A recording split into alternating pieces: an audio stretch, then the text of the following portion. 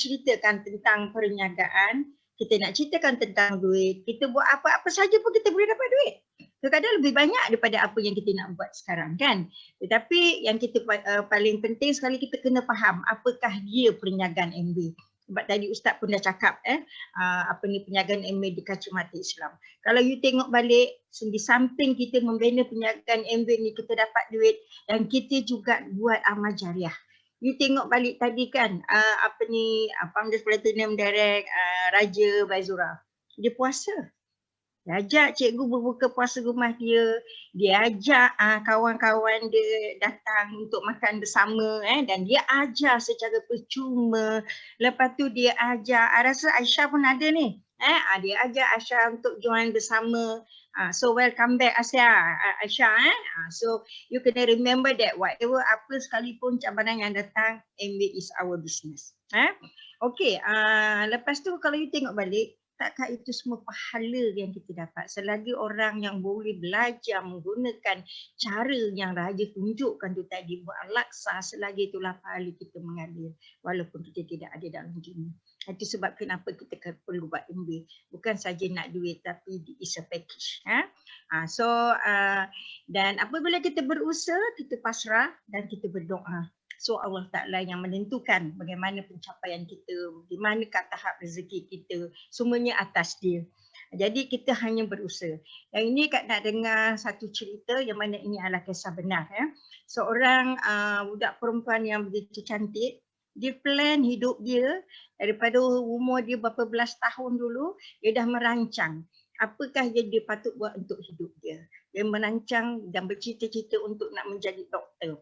Apabila dia menjadi doktor, sebelum menjadi doktor, dia plan, dia rancang apa yang dia nak buat. Dia mengatur strategi sehinggalah dia menjadi seorang doktor. Apabila dia menjadi seorang doktor, sampai satu ketika dia ingin berkahwin. Dan perkahwinan dia juga, dia memilih suami yang betul-betul perfect untuk dia. Suami yang handsome, suami yang ada kedudukan, yang ada jawatan, dan dia dapat.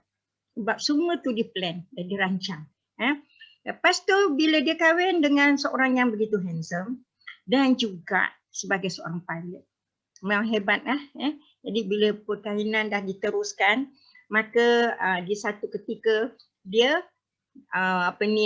mengandung.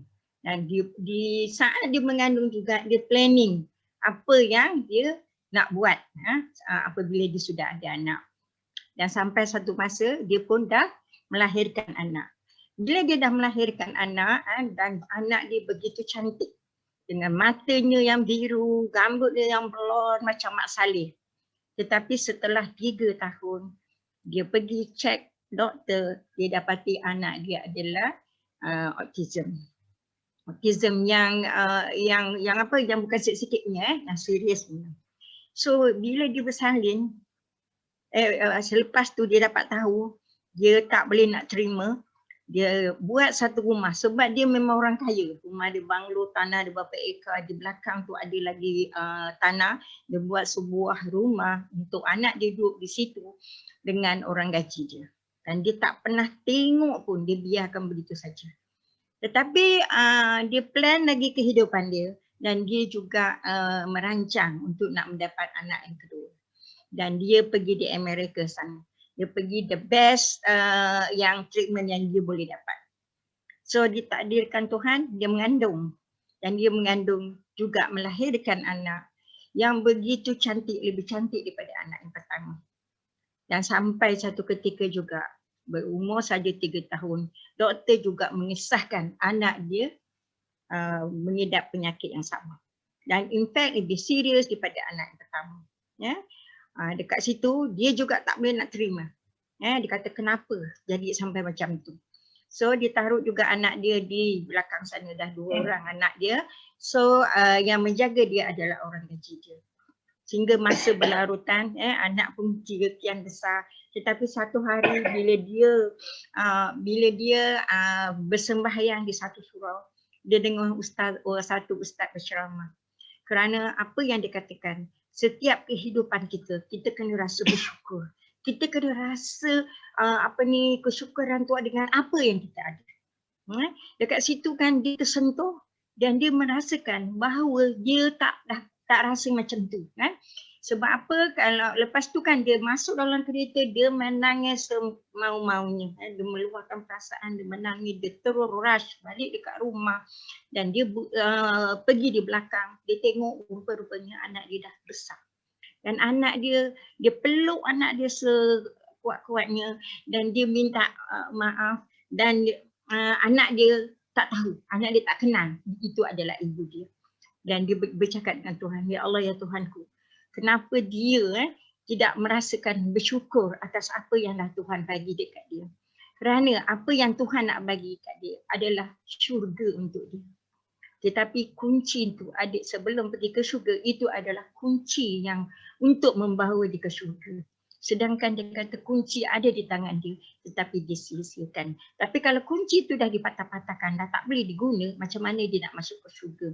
Dengan cara begitulah dia ada kesedaran dan bahawa setiap apa yang ada pada kita, kita kena bersyukur. Jadi apa yang kita ambil kesimpulan dengan cerita ini? Kita ada perniagaan MBA. It's a package. Tidak semua orang yang dapat. It's for us to membina kehidupan kita bukan saja di dunia tetapi di akhirat. Kita tahu tak? Ada orang kata apa? Dah tua, tak payah nak usaha dah nak mati dah. Sebenarnya lagi tua, lagi kita mengejar masa untuk kita membuat jariah kita. Untuk kita lebih aktif dalam MBA supaya bukan saja kita nak buat bekalan kita, tapi apa yang kita tinggal? Apa yang kita tinggalkan? Harta benda segala-galanya kita akan tinggal. Tetapi kalau kita ada impakkan sesuatu untuk kita, maka di situlah yang akan bersama dengan kita dan kita akan bawa bersama yang kekal abadi selama-lamanya. Jadi kat sini patut tak kita berusaha? Adakah patut kita give up?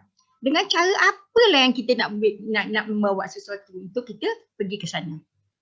Tapi kalau kita tengok macam mana Kak Nak ada satu kawan downline Kak Nak. Setiap kali dia berceramah di depan, saya nak buat rumah kebajikan, saya nak buat rumah kebajikan. Kadang-kadang kita rasa pelik, tetapi dia punya niat yang dia pasang dan dia berusaha bersungguh-sungguh. Akhirnya apa yang diucap-ucapkan tu menjadi satu kenyataan. Di Bukit Beruntung, dia ada beberapa biji banglo. Dia ada begitu ramai anak-anak yatim yang dibela. Dia ada ramai orang-orang tua yang dibela. Ya Allah, ya Tuhanku, selagi adalah rumah itu, maka mengalirlah, mengiringi kita punya jenazah sampai kita di sana ke alam abadi kita. So ini kenapa kita perlu buat. Jangan kita bila kita dah tua, dah tak ada apa, kita dah relax nak menunggu mati. Sepatutnya kita kena bekerja kuat. Apa bekalan yang kita nak bawa? Kita ambil contoh, Kak Nak sekarang memasang satu ni, apa pun sekarang Kak Nak dah dapat. Tetapi untuk Kak Nak bawa sana, Kak nak pasang satu niat, nak berusaha lagi bersungguh-sungguh kerana untuk nak membuatkan sesuatu yang boleh bersama dengan kita. Itu saja. Jadi kalau mangah kita panggil mangah, boleh buat macam tu. Kenapa tidak Kak Nak? Kak Nak makan berusaha untuk membuat lagi apa yang kita perlu buat. Ke rumah tapis ke, rumah anak yatim ke. Di situlah yang kita kena tahu sebab kenapa. Why? Banyak orang tanya why Kak Nak dia nak buat lagi apa sebagainya. Okey. Kita tengok Ustaz Habib dia kan. Habib Liu kalau tengok bila dia dengar orang susah dia menangis. Dia orang tak ada rumah dia cari rumah. Orang tak ada kereta dia boleh belikan kereta. Orang tak ada makan dia bagi makan. Baru-baru ni kan dia nampak orang yang dengan apa kita panggil dengan pakaian yang hitam, kosong, tak bersembahyang dan sebagainya. Dia pergi jumpa orang tu, dia pergi cakap dengan orang tu, tak pernah pergi ke masjid. Lama-lama dia ajak orang tu pergi masjid dan orang tu sekarang bersembahyang dan sebagainya, tak berhenti. Di situlah dia menangis, dia kata dia tak tengok orang tak makan, dia rasa sedih. Dia orang makan, dia rasa happy. Orang tak ada rumah, dia cari rumah, dia rasa semua. Tapi bila orang tak bersembahyang, membuat amal ibadat adalah satu kejayaan buat dia. Dan satu kesyukuran buat dia, kenikmatan yang tak dapat. Kita nak jadi orang yang macam tu. Kalau kita pun susah macam mana kita nak memberi, kita pun meminta-minta. KMB memberi ruang dan ruang untuk apa yang kita nak. What you really want in this business? What you want in your life? Ada kita buat ni just for fun. Kalau kita buat for fun, itulah capai-capai. Tak kisah pun tak apalah, next year ada.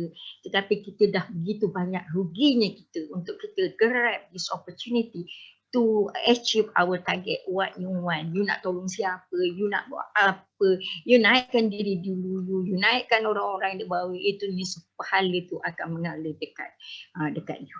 So remember that Amway adalah seiring dengan bukan saja di dunia tapi di akhirat. Provided you come to our heart, betul-betul sincere, kejujuran kita, kesetiaan kita, untuk kita nak bina network kita dengan penuh bersemangat, dengan penuh keazaman untuk menuju ke arah matlamat yang kita dah tetapkan. Kita kena ingat bulan 2 ni dah akan berakhir dari 3 hari yang akan datang. Dia memulanya bulan 3. Bulan 3 sampai bulan 8 adalah fasa yang akan kita tinggalkan. Kalau you dah mencapai 20% or whatever apa yang you capai by bulan 8, you akan digelar Founders Platinum dan sebagainya. Tetapi kalau you yang masih tengah berusaha, kalau you nak capai ke 21%, this is the right time, this is the perfect month for you to achieve, maknanya bulan 3. Bulan 3 sampai bulan 8 adalah 6 bulan for you to achieve platinum direct between tahun 2021. So you kena tengok balik, adakah you set untuk capai dalam tahun ini, or you bina your structure, or you bina you punya platform, you punya strategi dan sebagainya for you to work next year. But this year, dalam masa ada bulan-bulan yang berbaki ini, so you kena melaksanakan tanggungjawab you to do your activity, to take the action. Apa saja, bukan saja kita letak matlamat kita, tetapi tindakan is very very important to make sure you will achieve your target. So hingga kita berjumpa pada minggu depan hari apa? Hari so kita come back pada hari Isnin. So jangan lupa. So stick pada apa yang you dah buat sekarang. That is very good. You are very good follower. So to make sure you nak ajak orang to follow you, to share with them what you can get in this business, to share with them apa yang keseronokan yang you dapat. It's about sharing. So dalam penjagaan MBA, bantu orang lain berjaya, baru kita berjaya. So yang paling penting sekali, how fast you want to go, how high you want to achieve dalam genggaman amal, dalam genggaman anda. And see you at the top.